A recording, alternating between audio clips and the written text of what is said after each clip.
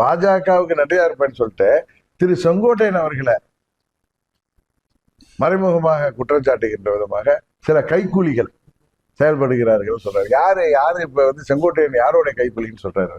TTV தினகரனோட கைக்கூலியா இல்ல OPS ஓட கைக்கூலியா? அவர் யாரை அடிக்கடி போய் சந்திக்கிறாரு, எங்க போய் சந்திக்கிறாரு? கரெக்டா? அதனால பழனிசாமி முன்னுக்கு பின் முரணாக பேசுவது, அவர் தோல்வி பயத்தில் உணர்வது தெரிகிறது. உறுதியாக இந்த தேர்தலில் பழனிசாமி தோற்கடிக்கப்படுவார்.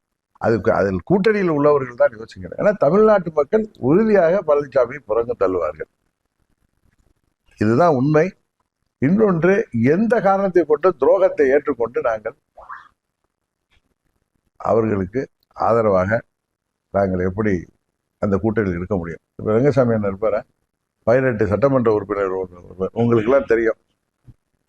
அவர் என்ன காரணத்துக்காக வெளியேறினார், எதனால இன்னும் தெரியும். இன்னைக்கு எவ்வளவு ஸ்ட்ராங்கா அவர் தன்னுடைய அரசியல் பயணத்தை தொடங்குகிறார் என்பது தெரியும். அதனால பழனிசாமி போன்றவர்கள் பிதற்றுவதெல்லாம் பெருசா எடுத்துட்டு கேட்க வேணாம்.